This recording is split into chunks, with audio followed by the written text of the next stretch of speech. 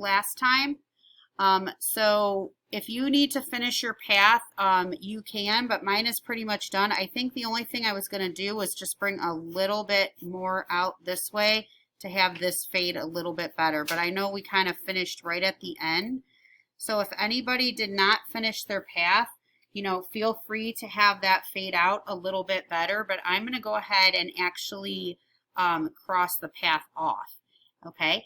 The windows are super simple. The windows aren't really a technique as far as, I mean, we use hatching, but there's very little of it.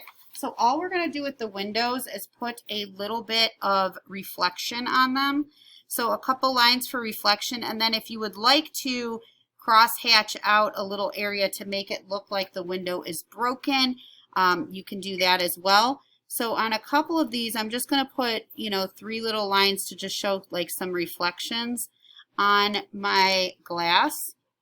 Also, there is a window above here, so you can put a few little hatch marks on there to show a couple reflections. And then also this is a window down here, these round ones. So a couple hatch marks on each one. I kind of do them different lengths.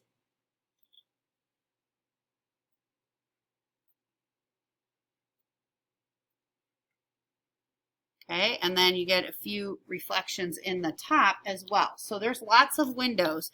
On this one, what I'm going to do is just do a couple broken windows just to kind of have something different. So I'm going to do reflections on these 2. And then I'm going to leave my other 2 so that I can make them kind of broken. Okay, so what I'm going to do is just draw like kind of like a, looks like it's like broken. And then what I'm going to do is I am going to hatch in the part where, say, like if somebody threw a baseball and it went through, the part that's actually broken should be the dark part. So I'm going to fill that in with hatch marks, and then I'm going to go back over it with lines that are close together to create cross hatching and kind of make that dark so it looks like it's busted out, like a broken window. So I just kind of made like a shape of like jagged glass. And then again, I'm just going to cross hatch inside the area where something was thrown, because that would be the area that's dark. The part that's white, if you wanted to get really picky, you could put a couple of reflections on there just to show that that's, you know, the glass part that stayed after it was broken. Okay, so that's pretty easy. Not too complicated. I'll zoom in on that a little bit so you can see what you should be doing for the windows. And hopefully I'm not going too fast for you. Okay. Sometimes my air server freezes, so I just have to unfreeze it. Okay. The next thing that we're going to go ahead and do is we are going to add just a little wood texture to our doors. This is not actually on the direction sheet, but I just kind of put a couple like wavy hatching marks on it just to kind of show, I don't know, to make it look like it's like a wood grain, so it's like an old door. There's no like super particular rhyme or reason to it. I just put a couple like swirly kind of wavy lines on there to make it look like an old wood grain door. So that's pretty easy part, not too difficult. All right, so I'm going to, let's see, what else do we have to do? Oh, the bushes. Okay. So for this, you can put in as many or as little of these as you like. I'm probably just going to do one over here in the corner like I did on the example. We're just going to make like a little bush right here in the front of the house. Kind of just almost looks like a puffy cloud in a way, but I'm just making one of those puffy bushes. And then on that, we're just going to do a little bit of cross hatching. So if our light source is here, that means our moonlight would be hitting it here. So this part of it would be light, and then it would fade darker as it goes this way. So I'm going to start over here on the dark side. I usually start where it's going to be dark. And I'm just going to put in a few lines for hatching. Okay, and then I'm just going to kind of go over those with a little bit of cross hatching. And then you want them to space like further apart with less lines as it gets away from it so that it's lighter. And then again, you can go back and you can add in some more cross hatching over the darker areas.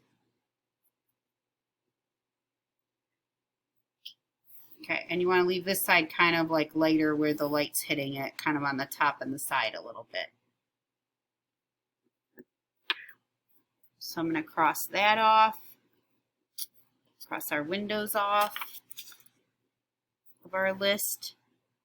So we still have to do our roof shingles and our brick, okay? So for the brick, what you have to do with the brick is you have to use a ruler. I'm going to show you how to do it. I would watch for just a minute or two, and then you can go ahead and do yours. We're going to be doing brick on the bottom foundation part of the house, and then we're also going to be doing it up on the dormer as well, which is this part up here. So how I do the brick is I start out with typical to the way we did the siding. So again, I would watch and then do it. So I'm going to do a line here, making sure that I don't go through the stairs. And then I'm going to do another line underneath. Okay, spacing them rather thin because they're little bricks. Okay, and that should give me about 3 or 4 sections depending on how you draw them. My one at the bottom is really tiny, but that's okay. And then what I'm going to do is I'm going to put lines vertically to break up my bricks. Now, if you look at bricks up close, hopefully you can see this. Trying to get it lined up right. Go down. Up. This is the opposite, so it's always weird. See how the bricks are staggered? So that's how we're going to draw them. So on here, normally I would have you use a ruler when you do this, like for your final copy, but since it's so tiny, it's kind of hard to get a ruler. So I'm just going to draw some vertical ones to make rectangles. When you do your second row, you have to put a line in between each one, and that's what I mean by staggering it. So you look at the one above, and then you put a line in the middle for the second row so that they're staggered. If you line them all up, it's going to be wrong. Okay, so say you have your 2 lines here, right? If you line them up and you put a line right below and a line right below, this is what you're going to get. Okay, so you don't want that. You want to make sure that you stagger them. So bricks are like kind of like this. If you think about them as little individual things, they look like this, where they're staggered. Okay, so you want to be careful that you don't do this. All right, so make sure you're putting the line in between the middle, and same with the next row. You just kind of put it in between and stagger them. So it looks like this, and watch because the Sharpie does bleed a little bit. So I have one little dot that went below. I'll turn that into a stipple. And then again, you're going to do that on this side, the same thing. Break up the first row into rectangles. And then you're going to place a line in between each of the rectangles on the second row. Okay, and then the third row, same thing. You look at the second row and you put a line in between.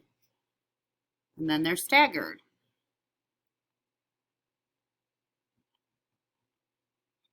Are my in-person people good so far? You guys still good? Okay, let me know if you need anything. Okay, so after we get that done, why don't we go ahead and do our bricks on the dormer too, because we're already in that mode of doing this, so it just kind of makes it easier. And we'll go up here. Again, you have to be careful when you draw your horizontal lines that you do not go through your window, okay? So make sure that you stop and then you start again, just like we did with the siding, so that you don't go through your window with your lines.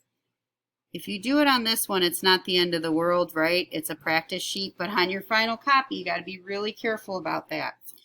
Okay, so for the dormer, I just did my horizontal lines across like the siding. And then the only difference is now I'm going to do some verticals and break these up into rectangles so that I get my bricks. Again, I'm staggering my lines in between.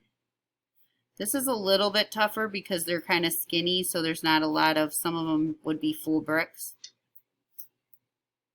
But you can kind of just, you know, go through and adjust it so they look staggered. So that's the dormer. So now we have the bricks on the dormer. Hopefully you can see that. Okay. And then the next thing that we're going to do is we're going to stipple, and we have to stipple each brick. Okay. So in order to stipple the brick, we're going to start from the outside, and we're going to do dark around the edges. And then we're going to just put like a few dots in the middle of the brick to make it look like it's dark on the outer edges and getting a little bit of light in the front, because that's really all that this would get, the brick, because it's kind of shadowed underneath the porch. So again, stippling close to your black outlines and then just a few dots in the center of each one, because we want to keep it mostly white in the center because our light is hitting the front.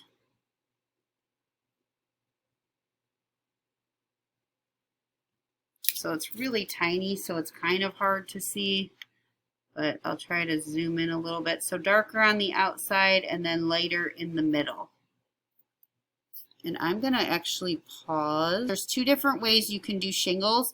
So you can do the round one, which are scallops, and you want to kind of draw them larger. You'll have nowhere to crosshatch on them.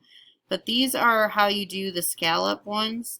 And then there's also ones that you can do that are more square, okay, which is kind of more what most of us probably have on our house. These kind of, to me, look like fish scales a little bit. So those are scalloped. You can do the scalloped ones if you want.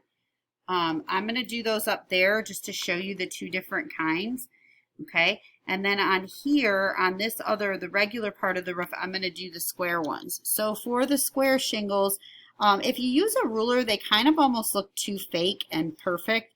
So what I have kids do is just kind of draw them in. So they're kind of like little rectangles with rounded edges at the bottom a little bit. And then again, with these, you do want to kind of stagger them. Try not to make them too perfectly lined up, or you're going to get this kind of thing again, which is not what you're looking for. So same with the shingles, you do want to kind of stagger them a bit. So trying to kind of get them like the brick, where you get the line in the middle of the one above it.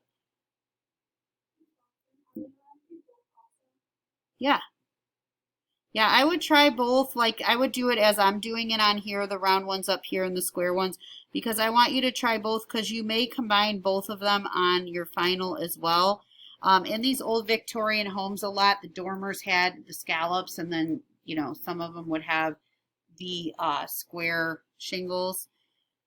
So it's good to try both of them on here. There's not much you can do behind this ghost here, because you don't see much of it. So just in those little spots, you can try to fill in a little bit, but it's really hard to get much in there as far as the shingles go.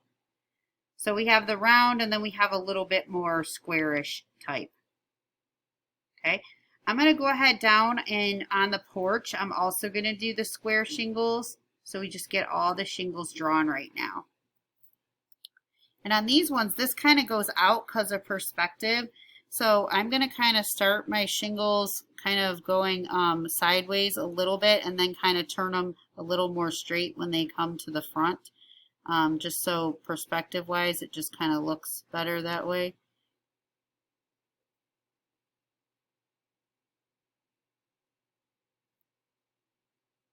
And I kind of draw the whole row across, and then go back and do like the second row usually, because it's easier.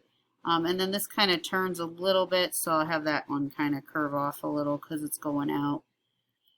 And then on here, try, if you can, try your best to have them come in between each one, kind of like the bricks again. In real life on roofs, you see the shingles overlap usually. So, and then this part gets a little weird over here just because it's kind of like longer. So, you know, you might